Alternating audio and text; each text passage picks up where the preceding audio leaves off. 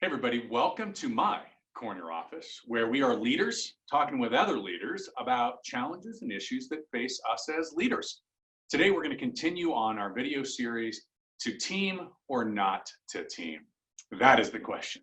Today I've got a great guest. His name is Matthew Rathbun. I want to be clear.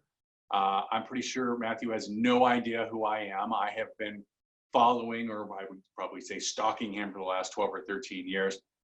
I was very excited when he agreed to take my phone call, much less actually appear on the program. Well, one of the things I love about Matthew is that he's been pushing the needle for agents and their clients through technology and skill building long before it was cool to do so. He's a national instructor. He's an international speaker. He just has a passion for using technology and marketing to create better businesses and lives. For those of you that know me, you know that speaks to me. Matthew is currently the executive vice president of Coldwell Banker Elite in Fredericksburg, Virginia. Yay, Virginia. He's a self-proclaimed geek. And folks, I'm telling you, he's funny. You need to check out his website. It's theagenttrainer.com, and you'll see just how funny he is. I love his mission to gather knowledge, to share knowledge, and to use knowledge to benefit those he serves. He's a supporting character to so many agents and their client stories. Please welcome Matthew Rathbun.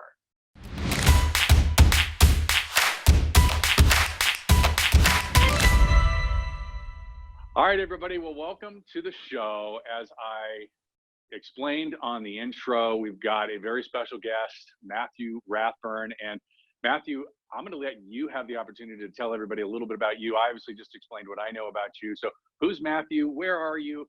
If I know there's a bunch of people that are going to want to send you referrals at the end of this whole deal. So how do they connect with you?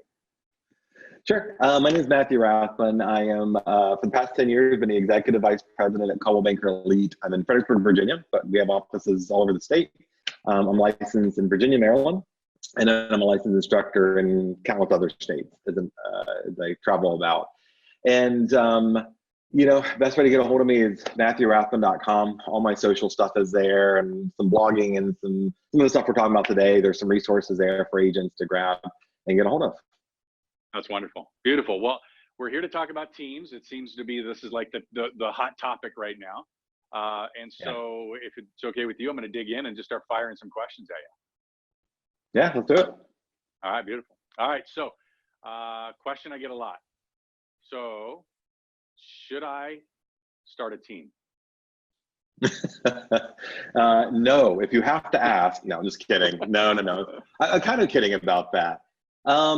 So I've had two types of teams, right? I've been a team where we call it a horizontal team where I was a team leader and I've had some people underneath of me.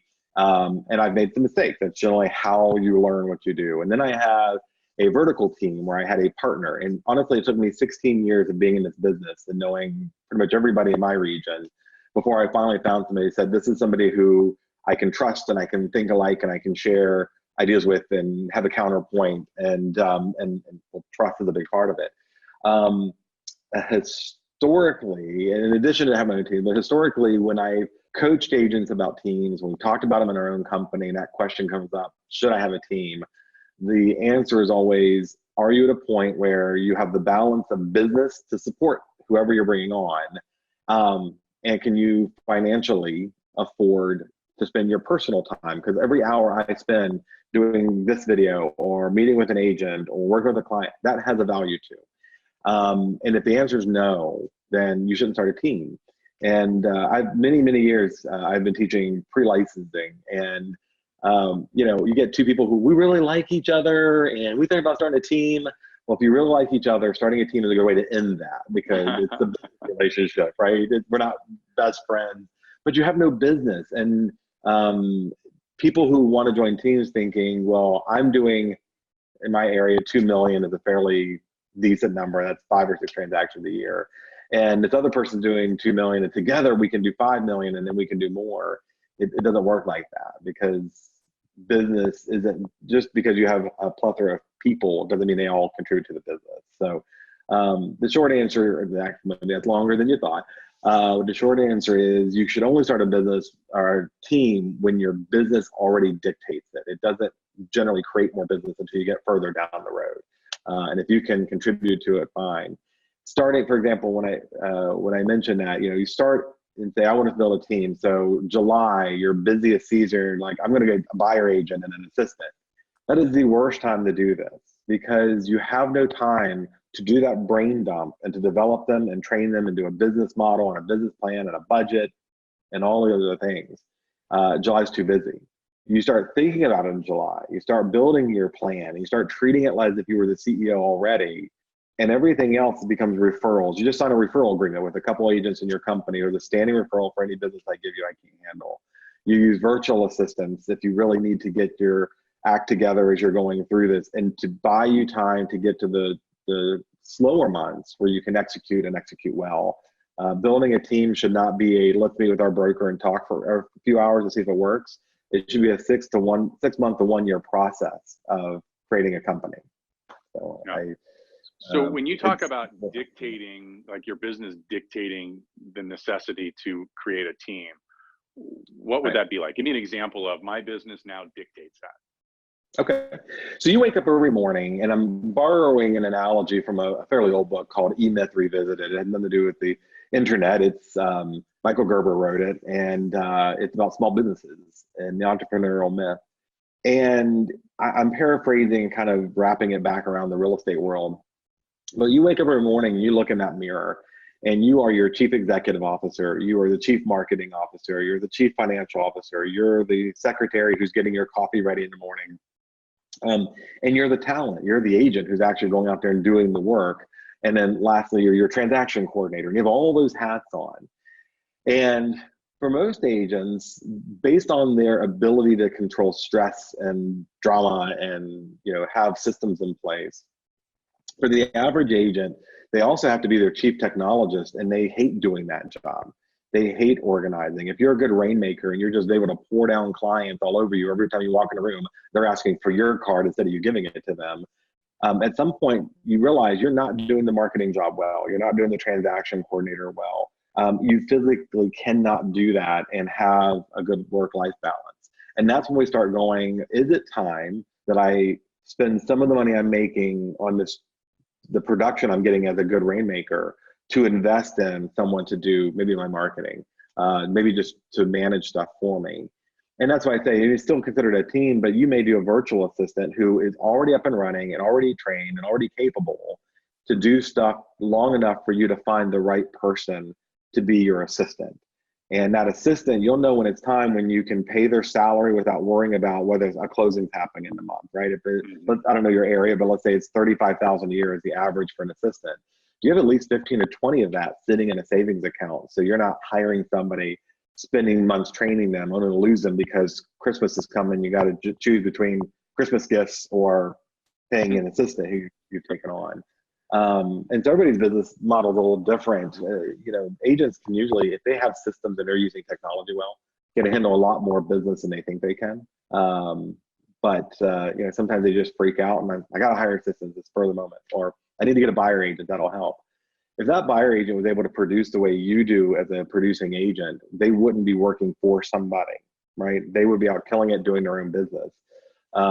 If that assistant, was particularly, even if they're particularly talented, they will not get a brain dump for you and know what to do on day one.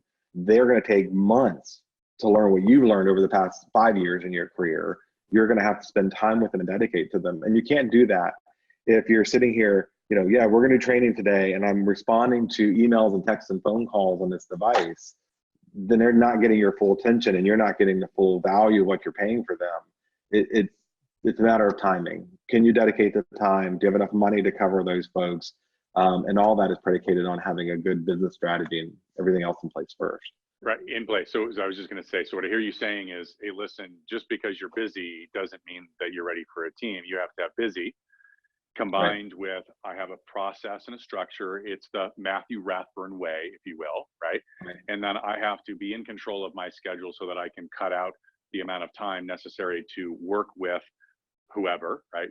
Which will be my next question, to ensure that we are growing in your way, right? Right. That's right. So And then again, who's the first person? Like, so many people, right? Oh, I'm going to get a buyer's agent because I've got more leads, and I don't like really working with buyers. I just really want to work with sellers. And how do I do it? yeah, so sometimes it starts with just a fear of loss, right? The agent goes, oh my gosh, there's 3 leads that I didn't respond to today, and I got to go to bed, and I know they want to be responded to between 3 and 7 minutes, or I lose the opportunity to convert, and I'm feeling that anxiety because my broker's telling me that, and a coach is telling me that, and everybody else is telling me that. Look, I'm 100%. There's a real human clicking a link saying, I want more information about a house. They're real people. NAR statistics say 46% of them are going to convert, but it doesn't have to be you always. So if you're using systems like 5 Street to manage those referrals until you find the right person and automate that system, it buys you a little bit more time. But if you look at it and go, I'm still getting legitimate people, I'm using 5 Street, legitimate people responding, referring to a buyer agent with a standing referral agreement saying, I'm going to get X% of your commission because I generated the business, bring some business into you, take some stress off your shoulders, and we have tons of systems out there that will do this type of stuff for you. And so I'm not a big fan of an agent being your first affiliate on your team. You need to get an assistant. And I think assistants, again, the first stage for me is virtual assistants where I can work with them for a few months, see what they do, take notes for somebody who's working with 40 other agents, who's been trained by other people, and then eventually move into getting my own assistant. Because the assistant is scalable. Once you teach the assistant how you do things, and they maybe teach you how to do things a little bit better, and you work out a system, then when you bring in that buyer agent, 50% of that new buyer agent's training is administrative. Your assistant can do that, and you're not stuck trying to teach your new buyer agent how you do the things you're doing. And again, I know not everybody agrees with this. I've gotten some pushback. I teach a lot of the CRETS program in AR's class, and then I rewrote one of the core module, the main module, the one-day class. And I interviewed a bunch of teams. I didn't want it to just be the Matthew Rathbun way. I interviewed a bunch of teams who do it well, and consistently they said, we bring in buyer agents who otherwise would have been out of the business in a year, or we bring in co-listing agents who otherwise would have been out of the business in a year. They were competent, but they weren't good at business generation. And if they're not good at business generation, they're typically not good at business retention. And so some of those folks can come in and you think you're building and building with them, but really what you're doing is feeding their family, and they're not treating your clients well enough to convert or get referrals or all those other things we know we need to do to build a business. So they come second. A good assistant who can weather through the slowness of the year in that cycle and pick up the slack in the other one, learn with you and teach you something, to me is always the first place to start. Virtual first, and then in real life. And I love that you put in there that they can teach you, because any of us that have built teams know firsthand, while we were good enough to begin to create the business and create the model and implement systems, you bring somebody in that's very talented, and they will 100% level you up and take whatever it is you started with and create something far better than you did. Yeah, and I'll tell you just as a caveat to that, and I'm sure you have brokers watching your show. It's great. As a brokerage for years, I've done a 2-day training just for the assistants in the company. That takes some of the burden off the agents. But as a broker, what I actually know, and I hope some of my agents are watching, I'm sure they are, but my agents are watching this. When my agents get big enough in their production, they are not listening to the newest, greatest app or tool or checklist or things that we're supposed to do, or they listen and they put a pin in it and they never get back to it. When I get as the broker to speak to the assistants, they bring those tools back with energy and excitement and time to dedicate to getting that agent fixed, right? To implementing him as part of their team. And so for those brokers who are listening to this, man, it's a great recruitment and retention tool for teams that you're trying to develop as part of your recruitment and retention process. If you're taking the burden of training, but it's not so much a burden when you realize that you're finally getting your agents integrated into your tools and systems through their assistant. So if I've got a real kick-ass assistant with me that I really respect, and they become more, a partner with me in this, and they love the company they're at because they get it, and all the tools that they've been using are my firm's tools, my retention is a lot easier than if I'm just out there saying, oh, you got an assistant, great. So, that's brilliant. I'm feeling that 100%. I'm stealing that. Yeah. Just I also saying go this on right here. interviews. I'm on the recording. If anybody asks, I stole it from Matthew. Yeah, we're brokers, man. We got to share the best ideas with everybody else. That's the only way this world works. That's right. All right. So Matthew, so I go to hire an assistant. I tell everybody, right? I think I've said it on every single one of these interviews. I'm the last person that should be doing any of the interviewing because I tend to hire people that I like connect with, and they often are a lot like me instead of being a great addition to me. How do you tell a team leader how to best hire? Yeah, you're absolutely right. I mean, you literally said what I would start off in that same conversation with our team leaders. And I'll give a story recently, and she wouldn't mind. One of our teams is super successful. Agent is 100%. I mean, she is the model of a good team leader. And 12 years ago, I taught her pre-licensing class, and she walked into class at Indian style, cracked open a Red Bull, and I'm like, that's my girl. This is my type of agent. And it just so happens we wound up at the same company a long time later. And I watched her. She met with me. We talked about her team. And I gave her this advice, same advice I give every team. You're the sole decision maker as the team leader, but you can't be the sole interviewer. And so for our company, the manager or myself as the VP or whomever will go with you in your first or even second interview with them. Because I'm looking at it and saying, I want to find someone who has giftings and skills and a backbone that is in addition to what that agent has. And the backbone is important because if the admin comes in and they're nilly and they just kind of sit around and they're doing whatever they're told and they don't stand up to the agent and hold them accountable, they're not very valuable and the agent moves out of the way. Like you said, I mean, you and I could be very, very similar personalities, the same energy, and we're like, hey, you and I are going to be great to go watch a game and have a beer together. But as partners, if we have the same gifting, we probably have the same failures, and we are going to just annoy the piss out of each other all day long. So, I mean, it doesn't take very long to get there. It's a good way to ruin a friendship. It's rare that you find someone who is got to be peer, and you've got to respect them equally. So I think it starts with having a third party do the interview with you. You know, the third party could be the broker. That same agent I told you about, who's got this great killer team now, it's a big team. They started off with using a headhunter, an outside company. Can you do the background check? Can you vet them? Here's what we're looking for, personality tests and all the rest. And they got somebody. And we do a background check on everybody who comes in the door, whether they've been licensed, whether the realtor commission or real estate commission has already done it or not. We still do another one. And we're looking for different things. And this particular assistant came in and there was already some iffiness about her and her resume, but we found she had active warrants on her in another state. And we found some other stuff that the headhunter said, oh, we didn't get that in our background check. And so having a third party help you also becomes a bad guy. You know, the agent didn't have to fire. The brokerage had a policy that says, you know, if you've got current active wants or something in the past 5 years, good chance you're not gonna be able to stay here, depending on what it is. And this was related to some, we couldn't trust her with personal information and checks, we had to get rid of her. But we do offer the DISC assessment, and we wanna look and see if we're matching them up well. We will have a checklist of what the agent tells us they're looking for as brokers, we being brokers. And then we sit down with the agent and remind them what you're looking for. You're not very tech savvy. I hate agents saying that, but you know, they do. So you need someone who is tech savvy, but hiring an 18-year-old at high school, they may know how to all day long use Instagram and use the phone, but they don't know jack about how to communicate and deal with life and issues and adults and calm down a, you know, super critical and difficult seller on the phone. So you got to look for things that are skill sets you don't have, but yet someone who also you can work with. That's awesome. That is super good. I know everybody's feverishly taking notes on that. That was really good. So, all right. So I've made the hire. I've got my person. Yep. How do I figure out what they do?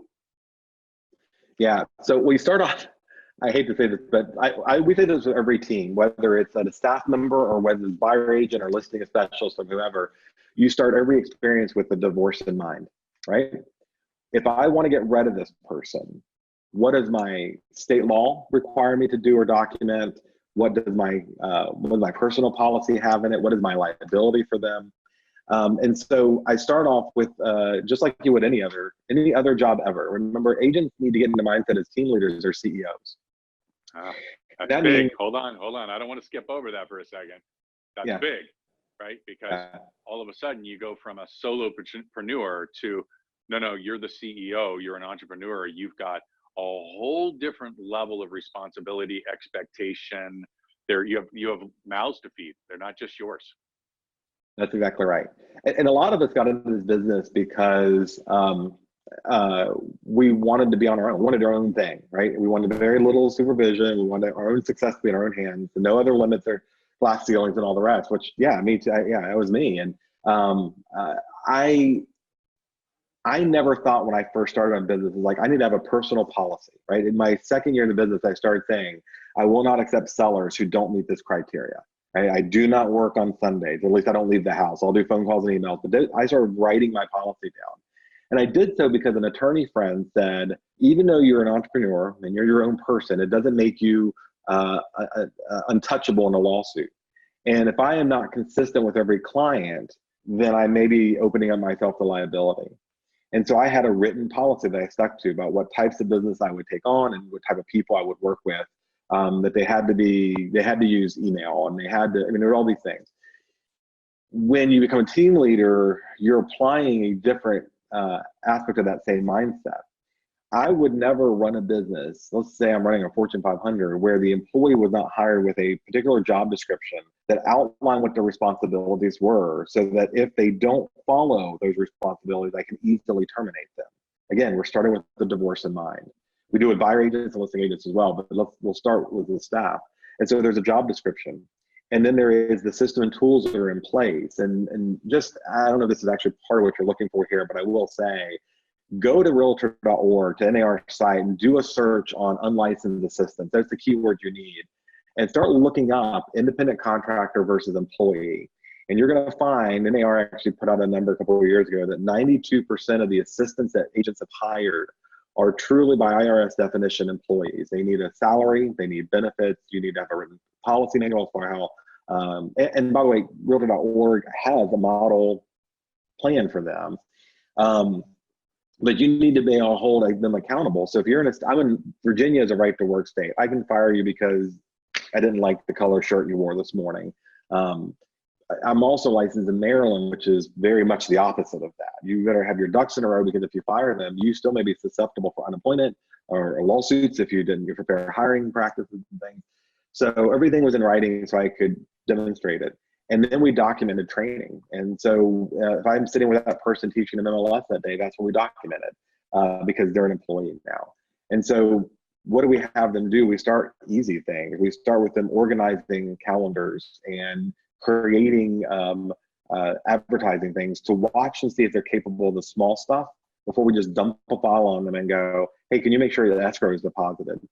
I'm in Virginia, which has a regulatory requirement by the broker. If you mishandle escrow, including not depositing it within 5 days, the law requires us as a broker to report you. And I can't tell you how many of those reports in this state are secondary to someone saying, I gave it to my assistant and they didn't deposit it. You know what? The real estate commission and the court don't give a crap about what your assistant didn't do. You're the licensee. So we started small, we're giving them projects that they can go on, and nothing is ever asked of them that we didn't demonstrate for them first and we didn't document. And simultaneously, when we're making the documentation of what we've trained on and what their expectations are, we are now creating an operations manual for them, because we're already writing it all down, so that the next person who takes over for them gets an operations manual. So your very first hire is a guinea pig, for lack of a better term.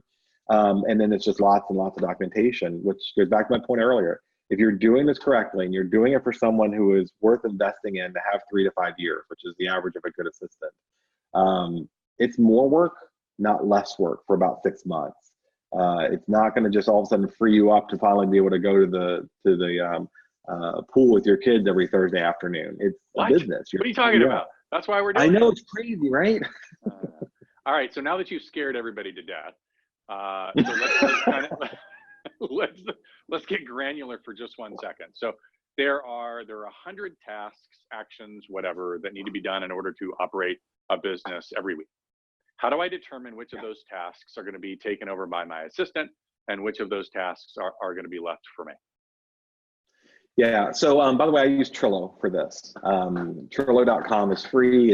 It's amazing, and you can assign stuff to people and keep track of it, and they can make notes and history. It's really cool. It ties into 1,000 other tools.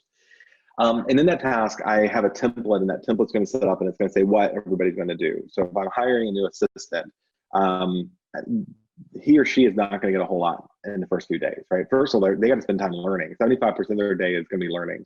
And I may send them to some classes at the association or continuing ed even, or designation classes even, because they can start to get a feel for what other people are doing. But from day one in the granular level, getting my files organized and data entry. I mean, that's the easiest thing. They're going to do that. The assistant's going to make sure my files are organized, do the data entry. Right. Everything else I'm doing. It's essentially, it is fill in the blanks for them, right? If you're using .loop or DocuSign transaction or SkySlope, whatever, all they have to do is be able to upload something, right? And so that gives them some exposure to the documents that are involved in there. And then I'm also probably going to drag them along, well, not probably, I'm going to drag them along to my listing appointments and buyer appointments and the showings, and they're going to be my shadow for a week or two. So they get it. So when I say, hey, I got to go to a listing appointment, they know what the hell that means. Because otherwise they could spend years working for you and not really know how hard it is and what you need help. When they start seeing my listing presentation, if they're intuitive enough and confident enough, they'll start going, hey, let me get the listing package together for you. How does that work? And frankly, that's what I'm looking for when I hire anybody. Now that I'm a VP and I'm hiring a staff member, I'm intentionally not saying, let me show you how to do this, as much as I'm waiting for them to say, how do I do that? And that's when you know you have somebody worth continuing to invest in for the next month, years. But yeah, so data entry is a very simple thing, organizing my communication. And also at the second stage after data entry, the second stage is really just responding to people for generic leads and things. And I need to set up a template that you can send out my name. So there's no opinion of theirs. They're not, talking necessarily out of wherever to the consumer who calls in. And then again, they should start watching me do what I do, listening to the phone calls and learning how to take over some of those tasks for me as we go along. Yeah, I love that you said they're gonna come with you. I can't remember who it is. I would love to give them credit, but somebody teaches sort of a model of bringing somebody along. It's a mentorship, leadership sort of model that says, hey, listen, you're going to bring them along and they're gonna watch you. Right. Next phase, you're both gonna go along and you're gonna watch them. Next phase, right. They're going to go along and come back and report back to you. Next phase, they're going to take somebody else along, and that somebody else is going to watch them. And it's this perpetual cycle of leveling people up. So I'm a big believer. I think that's fantastic. So we've got the duties. This is how we're going to start to grow them. One of the challenges that I see agents really struggle with is how to really manage their team, right? As you pointed out a little bit earlier ago, they come into the business typically saying, hey, listen, I want to be solo. I don't want to have the responsibility. Typically speaking, they don't have the experience from a leadership management standpoint. And so now all of a sudden they're in a situation where they have to have proper training. They've got to track and measure. They've got to have fierce conversations. They've got to be willing to hire and fire and do all of those things. How do you help somebody become a leader?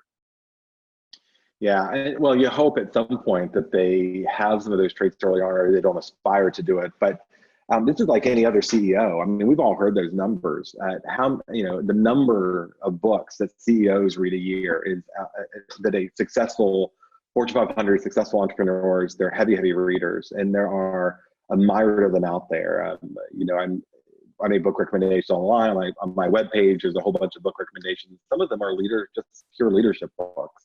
Simon Sinek has a great one about leaders eating last. But so as the broker, it is a benefit to me to have strong team leaders in the office. And now, just for a second, speak to the brokers here. I know a lot of you are afraid of having teams because what if they all leave? Well, do your job and they won't. I mean, it really is. And I can say that because for our teams, we have incredible retention, but we have had them leave. And it is sometimes we are happy for them to go and sometimes not so much. And that is part of the business model that we have. if I can get them for 3 or 5 years, killing it in their production, then I benefited for 3 to 5 years. Eventually they go, and they do leave in a herd. And it is notable in the marketplace. So I have to work a little harder there. But that's that loss issue that we're afraid of instead of the gain that we got over 3 to 5 years. Because if you have a well-run team that you're investing in, that has little to no drama, that are happy, that are hanging out, that have good culture, you are recruiting everybody else around there who sees this high-producing, well-performing team happy where you are. And over the long run, you're going to get more people. So it is worth my time as the broker to invest in that team leader. And we offer them, they can come to some of our leadership meeting classes, our communication classes. I sit with them one-on-one. We do coaching with them. Sometimes they're too busy, but we always make the offer to do that. And then we also gently correct them when we see it not working well. But to me, if I got 6 people or 10 people on one of my agents' teams, that is 10 people I don't have the primary responsibility or burden of training and developing if I can just do all that correctly for one team leader. And for team leaders, and this is not intended to chase anybody off, but if you don't have a brokerage that's supportive, that has structure and tools and resources for your team to flourish at the company, and they're not treating you, they just treat them like any other agent, you need to go find a firm that does support the culture of teams and has those resources and training and one-on-one coaching and experienced people to work with. And then the last thing I'll say is find a mentoring group. And it doesn't have to be real estate related, although it would be preferred to, but find a business group of other people who are bosses of small companies. If you go to meetup.com, for example, or get the Meetup app, you'll find small entrepreneur groups in your area. And they, spend a couple hours a month in those groups, and they will start giving you help on figuring out how to be the CEO of a company and learn what they screwed up and don't do it for yourself. That's typically how I learn best, is watching either my own or other people's mistakes. But that's where you start developing those leadership skills. And really it is a mindset. You get up in the morning and go, I have taken the responsibility for 1, 2, or 3 staff members and 3 or 4 agents. I need to behave that way, and I need to be looking out for their welfare. We don't have time to break it all down here, but having an organization chart, you may have 3 people, get an organizational chart, because that buyer agent needs to know they are not the boss of your assistant. That's your assistant, right? And that assistant is probably way more valuable to you than that buyer agent in the long run. But there should be some clear definition of whose responsibilities are what. And I think people will have more respect for you when they see you being organized. Communication is a huge part of a team, and that's where a lot of teams collapse. So having a Monday morning stand-up where literally everyone in your team stands up and gives a report on the clients and the transactions, and your team administrator or assistant is there going, guys, I need the paperwork in quicker. I need this or that. And it's done as a group, collaborating with transparency is better. We got a team here. They go to the gym. This is a little much for me. It's a little cult, but they go to the gym together. They are going to dinner together. They are going to school on the weekends together. Their families get together all the time. They are a tight-knit group, and there is no question who the leader is. There is no question that she's developing skills as she goes along, and their transaction count reflects it. I mean, they have all increased their business by treating it as a business.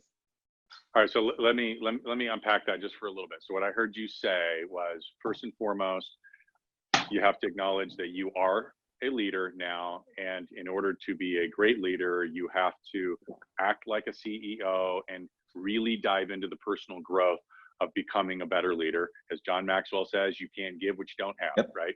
So that was number one. Number two, you have to get organized, whether that be through meetings, and obviously there's an obligation now that you have to help provide for those other people. So there's training, and there's lead generation, and there's things like that. So that really kind of takes us into managing by the numbers.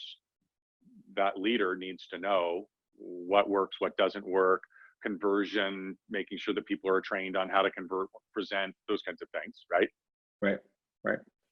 Okay, so lots on the plate of a leader. So we look at the numbers, and we all know how many. If you're just a solo agent, we know what the percentage is of failure in the industry. The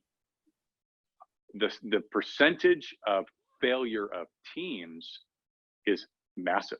Like, yeah, when you look at the numbers, you go, okay, so 87% of the people won't be licensed if they're just a solo licensee, but of the teams that are created, it's a massive failure rate. Why? Why are so many teams being created only to fail? So I think that there's two primary reasons for that. One is it's purely emotional. Let's say you and I become a team, right? I'm your buyer agent. You put 2 years into me, and then I leave, and then you get in your head, and you're like, "What have I done to keep them? I'm tired of people leaving." I mean, same thing. The brokers are the same way. I mean, people start up. Yeah, that's exactly. Yeah, brokerages. The failure rate of brokerages is incredibly high too. It's because brokers thought they were these kick-ass producing agents, and they were great when they were managing themselves. Here's what I think. I think they were really good at presenting to the world that they had their crap together. And now when you bring on somebody else, it's like having a kid. All of a sudden your flaws start coming out, right? You didn't think you were a selfish person. And then you get a kid who wants to play, who wants to just play. And you're like, I got 50 other things I want to do. It starts to bring out some of those flaws in us. But a lot of it is just not counting the cost. Like, there is no plan. I mean, how many agents do you know that have a written business plan and a written marketing plan and a written budget? If you don't have those three things, you go, screw it, I'm too busy, I need a team. Then you start thinking, I need a team because I can just throw somebody to the buyer agent and share part of the profits. But it's not that way. It's building a business. And like all small businesses, it requires some intentionality every single day. The agent also has an agent mindset while trying to transition into CEO mindset. And I think it's different. If you're going to lead a team, you start off the CEO mindset, and your end game, your goal should be, I'm running a team and they are meeting clients. That my listing specialist, my buyer specialist, my marketing director, my transaction coordinator, and my admin, they all have their own jobs, and I'm overseeing that now. Because if you still think you're going to be out there, running after every contract that comes out and writing addendums all day long, then you're not focused on being the CEO. And a lot of agents do this. They want this crap they don't want to do for somebody else to do in their team. And so they can be the CEO, but what they're thinking is, I'm still an agent, just expanded. And it doesn't work that way. The successful teams I see are people who are trying to get out of the contract jockey and listing pursuit and doing it to other people. Yeah, you just did a bunch of stuff that was like we talk about brokerages and wanting retention, and then new agents wanting to become teams. The reality is that there are a lot of individuals that want to have a team for the wrong reasons, and then there are some that do it correctly. There are a lot of teams that end up leaving brokerages for all the wrong reasons, right? Some of them do it for the right way, but in the end, like we go fast alone, we go further together, but it requires everybody doing their part. So the failure that we're seeing then is people just saying, "Hey, I'm just going to go faster, and not stop and go, all right, I'm a CEO now. I got to act like one." Right. Yeah, all right. I think the last element of all that is choosing the right brokerage to be under. You've got to have somebody to mimic. We all do. We have to have somebody who's going to hold us accountable, that we can be discipled by. That is, you're never going to read anything from faith-based materials to business materials. That concept is always the same. We always have to have someone that we can look at and go, I want to be like them, and they need to be able to speak into the life, and then provide me tools and resources. And if you're just like, I was teaching here in Fredericksburg, and someone flew from Alaska who had been following me online and wanted to take the teams class. And she said, my broker hates teams, isn't sponsoring, and won't support me. She goes, so I'm trying to start a team to show him it's a good decision. That is absolutely wrong. You're not going to convert him. You need to go to a broker who already gets it so they can help you. It's not, you're not supposed to be helping your broker. Yeah, that's a very interesting statement, right? When you think about you are the average of the 5 people that you hang out with, all of those kinds of things, like being connected with a company that, if innovation is a big part of who you are and what you want to be, well, then you should be with a brokerage that's innovative. If systems and tools are important, or growth strategies, or whatever, then you should be surrounding yourself with leaders that are prolific in that space. So love that. All right, man. So we're coming to the end here. 1 or 2, like, absolutely, you have to do this, or you have to absolutely not do this, whatever it is. if you are going to be a team, create a team, or if you're going to scale up a team? Yeah. The one of the things always, again, in that CEO mindset, but you've got to take the time to be organized. You got to get yourself straight and organized to do this. And I think that's the foundation always of a good team. The second one is align yourself with the right people, not just the brokers. We just talked about that. But really take the time to drive somewhere, maybe out of your market where you're the big team that you can go, look, I will take you to an expensive dinner if that's what it takes.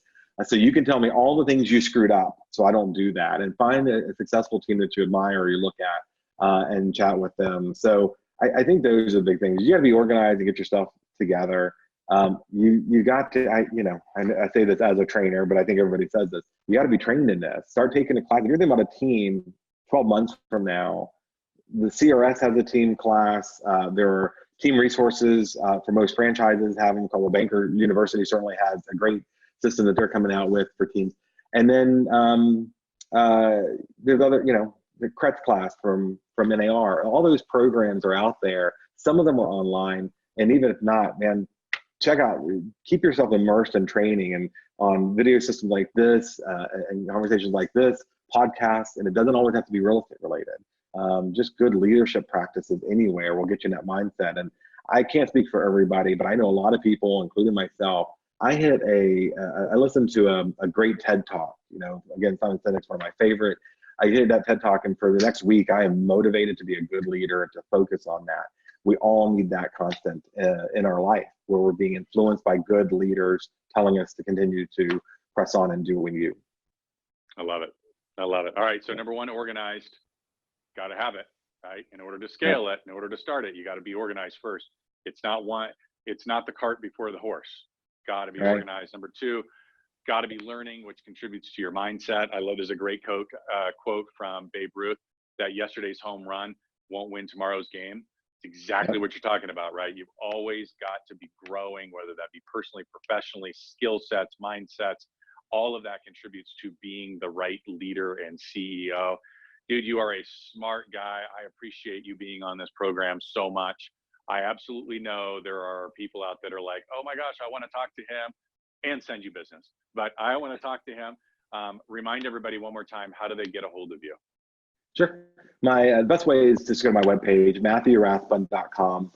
It's got the branches out to everything else that I do, and all the sources are there, and some blog posts about some of the stuff, team leader and leadership and team creation. And I really appreciate the work you're doing. And thank you so much for choosing me to come and chat with you. It's always an honor to be asked to speak our minds, and I appreciate you giving me that platform and opportunity. Yeah, absolutely. Collaboration, right? And then, hey, on the preamble, I included Matthew's website, theagenttrainer.com. And I did that because he's funny.